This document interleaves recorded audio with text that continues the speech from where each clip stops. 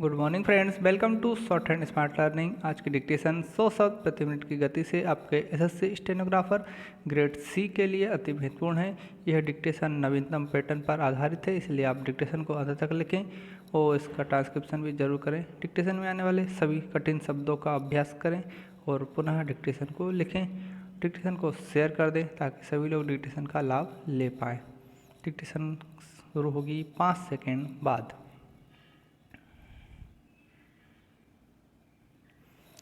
Start.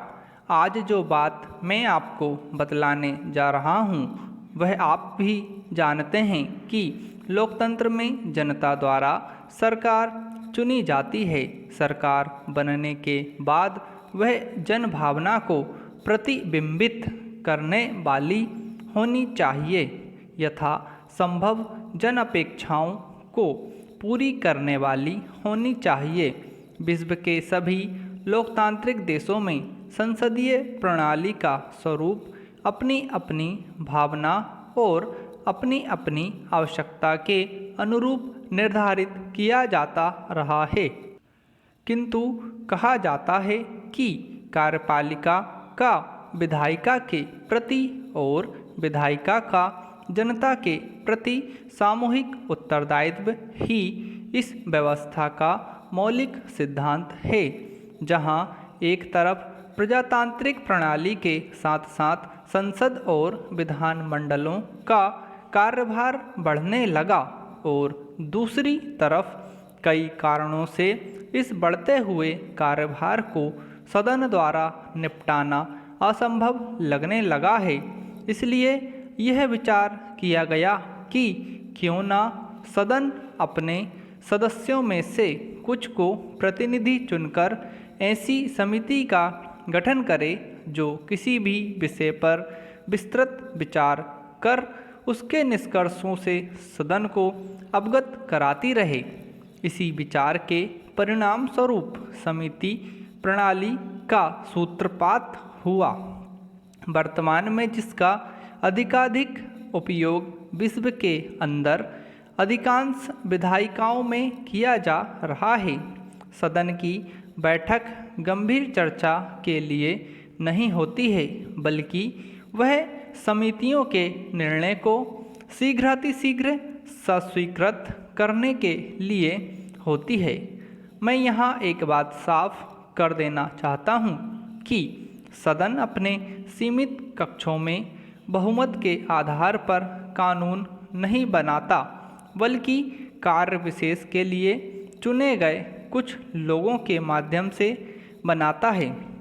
इसलिए यह कहना असत्य नहीं होगा कि सत्र के दौरान कांग्रेस या सत्तारूढ़ दल बैठक करता हुआ दिखाई देता है, किंतु वास्तव में यह कार्य उसको अपने सीमित कक्षों में ही किया जाना चाहिए। भारतीय जीवन शैली में बौद्धिक संस्कारों का बहुत योगदान रहा है। सभा समिति की परंपरा भी हमारे यहाँ उसी काल से चली आ रही है। यह बात अवश्य है कि इसके स्वरूप एवं अधिकार क्षेत्र में समय और शासन व्यवस्था के अनुसार बदलाव आता रहा है।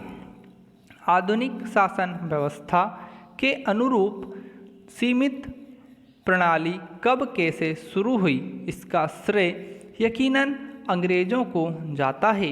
वे हमारे यहाँ स्वतंत्रता के पूर्व से ही संसदीय पद्धति की नींव डालने लगे थे। सन 1981 और 1909 में ब्रिटिश संसद ने भारत के बारे में जो कानून बनाए उसमें से उसी नींव के लक्षण आज भी हमारे देश में विद्यमान हैं। सन 1919 के सुधारों द्वारा जो परिवर्तन हुए थे उसमें विधानमंडलों के गठन के लिए कुछ सैद्धांतिक आधार किए गए थे। वित्तीय समितियों को गठित करने का सुझाव इन्हीं सुधारों का एक अंग था।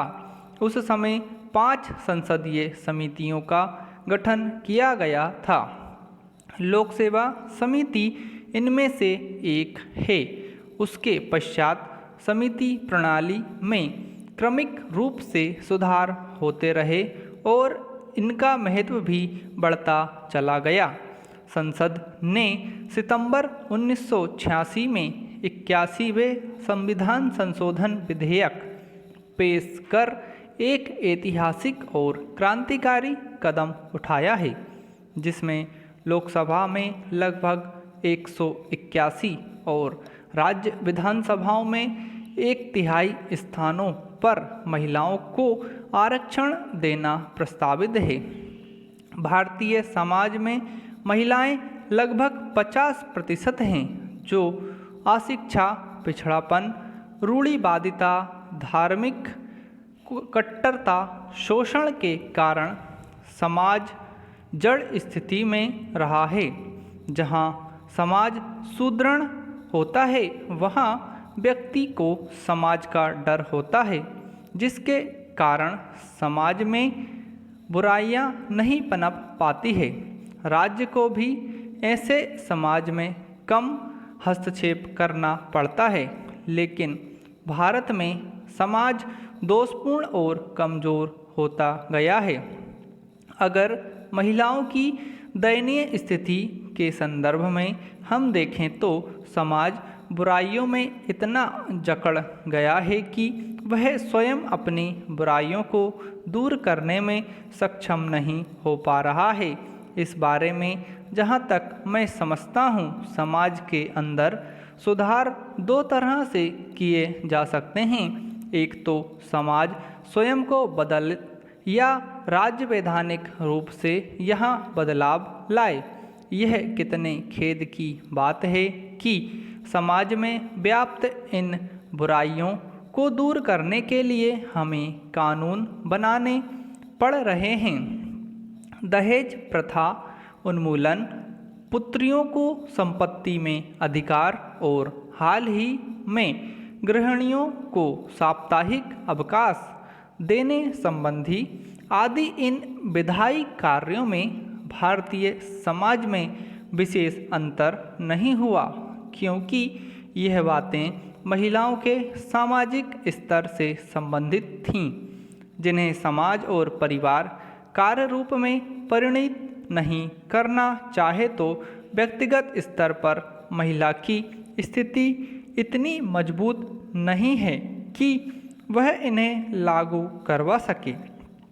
लेकिन राजनीतिक प्रक्रिया में महिलाओं के अधिक प्रवेश के लिए यह संवैधानिक संशोधन किए जाते हैं तो राज्य द्वारा उनका क्रियान्वयन होता है, तब समाज उसके प्रभावित अवश्य हो जाता है। यह बात शहर और गांव की स्थानीय संस्थाओं में महिलाओं को दिए गए आरक्षण से संबंधित है। लोकसभा और विधानसभा में उनको 1/3 आरक्षण देने के लिए संविधान संशोधन विधेयक अभी विचाराधीन ही है। किसी भी नए कदम को उठाने पर आशंकाएं भी उठती हैं। यदि उन्हें व्यक्त कर दिया जाए तो अच्छा है। इससे एक बात यह होगी कि दूसरे पक्ष पर विचार सामने आ जाएंगे। दूसरी तरफ 21वीं सदी के दरवाजे पर खड़ी भारतीय महिलाओं को सत्ता में भागीदारी देने वाले प्रजातांत्रिक प्रयास के साथ न्याय हो सकेगा। इस संबंध में समुचित बौद्धिक विचार विमर्श, बहस, चिंतन, मंथन के उपरांत जो जन सहमति की स्थिति निर्मित होगी, साथ ही उससे भारतीय समाज का स्वरूप भी परिलक्षित होगा।